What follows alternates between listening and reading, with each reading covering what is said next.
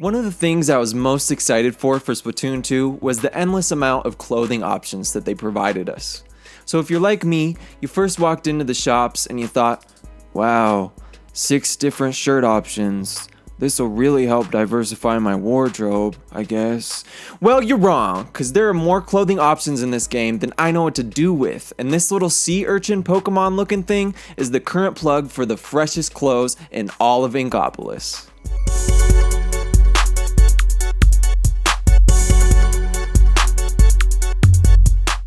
First of all, I'll just explain the weapon system to those of you who still don't understand. You'll start off with just a few basic weapon sets that you can buy for pretty cheap, and as you level up, you unlock new sets. As you can see here, I'm only level 8, so I can't buy the weapons unlocked past 9 and above. All of these sets are going to cost you money, so make sure you really want to use it if you're going to buy it. If you'd like to test the set out before you buy it, you can always press Y on any of these weapons and give it a try. You can't customize the different secondary and special weapons, so you pretty much gotta wait to unlock all of the sets to really diversify your Splat portfolio. In addition to the weapon shop, we've got the hat, shirt, and shoe shops. You can cycle through all these shops once you're inside with the L and R buttons, which makes this almost another sort of menu. These shops all offer 6 different options that change every day.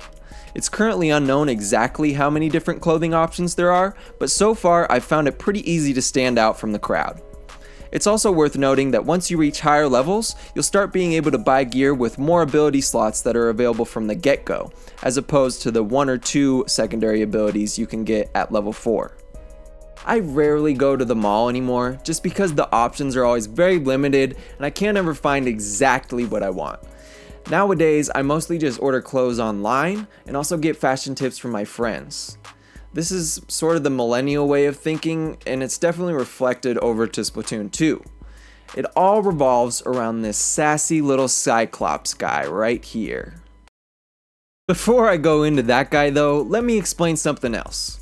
In the Splatoon 2 menu of the Nintendo Switch Online app, there's a shopping bag icon. Clicking on this icon will bring you to the Splatnet gear shop. This is Inkopolis' answer to Amazon Prime. This page is similar to the retail shop in that all of the clothing here is actually on a timer. The difference is you can only order one thing at a time, and once you order something, you're going to have to wait a whole day to be able to receive it. In addition to this, you can also order clothes off Splatnet that you literally just see on other players in the main square.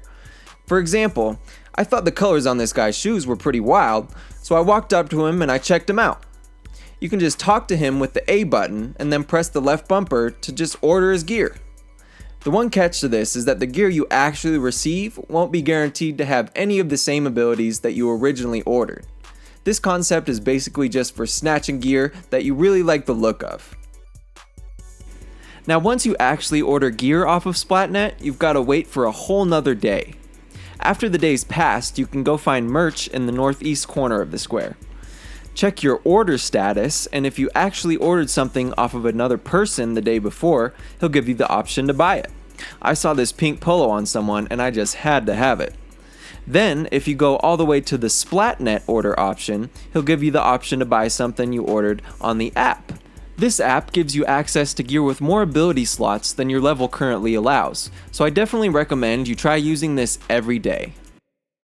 Now, ordering gear from this guy is pretty handy, but his most useful skill is being able to customize the abilities on gear that you already have.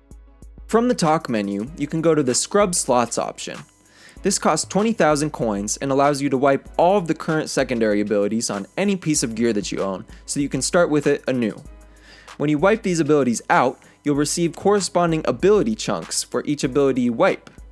If you navigate to the Use Ability Chunks option in the menu, you can actually put these chunks together to create a new ability on any piece of gear with an open slot. You only get one ability chunk for each wiping of an ability, and it takes 10 to actually build a new one, so you have to be very careful about what you do with all these chunks. The final option in Merch's menu is one that I'm actually not a high enough level for yet. This is the Increase Slots / Reroll option. This option will definitely be useful if you have a low level piece of gear that you like the look of, but just need more ability slots to stay competitive with. In addition to this, it looks like you'll be able to re-roll an acquired ability that you don't want for a random chance at something better. I imagine the pricing for these two options will be kind of expensive, but less than the price of completely wiping a piece of gear. Now, one question you might have after watching this video is what abilities should I focus on if I have to be careful about how I spend? And the thing about that question is, the game is very balanced and all of these abilities have something beneficial to offer you. What I would do is just look at the problems that you normally face after a couple of matches and think, what can I do to help remedy these problems? I, for example, personally have problems with ink management, like running out of ink, and I also like to use the inkjet, my special weapon, as frequently as possible. So when I looked at these two facts about my playstyle, I started focusing on abilities that help me generate ink faster and also generate special weapon power faster. Overall, you really just need to test all of these abilities out to truly get a feel for which ones are most beneficial to you. I hope you have a better understanding about how this whole gear system works. It was a little weird to understand at first, but I really love how this game takes aspects of our culture and implements it into the game in ways that matter and make you smile. As someone who's mildly addicted to Amazon shopping, this system really makes my heart fuzzy, and I just really love this game so much. Let me know what your favorite piece of gear is in the comments. I'm an avid Splatnet shopper, so I'll definitely watch out for any recommendations, and give the video a thumbs up if you really enjoyed it. I've got a whole bunch of Switch videos on my channel, so please subscribe if you're a fan of that type of content. This is Max from Max Culture, and thank you so much for watching.